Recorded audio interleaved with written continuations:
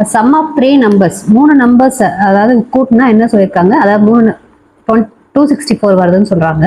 இப்போ a plus B plus C equal to நம்ம 264 எடுத்துட்டோம்.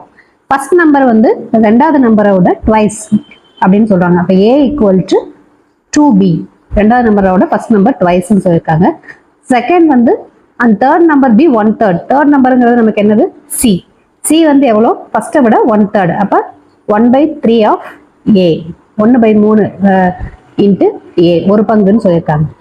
இப்போ நம்ம என்ன செய்ய போகிறோம், இது எல்லாத்தையுமே இதை அப்ளை பண்ணுறோம். அப்போ ஏ ஓட வேல்யூ வந்து ஏ, பி எல்லாத்தையுமே ஏன்னு அப்ளை பண்ணால் தான் நம்ம ஆன்சர் கண்டுபிடிக்க முடியும். இதை வந்து அப்போ பி ஈக்குவல் டு a/2ன்னு எடுத்துக்கலாம். அப்போ பிக்கு பதிலாக என்ன போடுறேன்னா a/2 ப்ளஸ் சிக்கு பதிலாக a/3. அப்போ என்ன வரும் நமக்கு 264. இதை எல்சிஎம் எடுத்தோம்னா நமக்கு 6. 6னா இது 6a பிளஸ் இது 3 டைம்ஸ், அப்போ 3a, இது 2 டைம், அப்போ 2a ஈக்குவல் டு 264.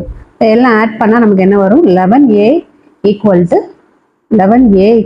264 இன்ட்டு 6. அப்போ a ஈக்குவல் டு 264 இன்ட்டு 6/11.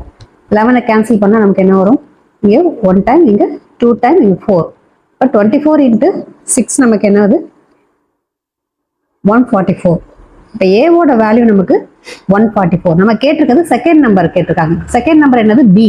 அப்போ பி ஈக்குவல் டு நமக்கு என்னது a/2. அப்போ 144/2 அப்படின்னா நமக்கு 72. அப்போ 72 அப்படிங்கிறத நம்மளுடைய ஆன்சர்.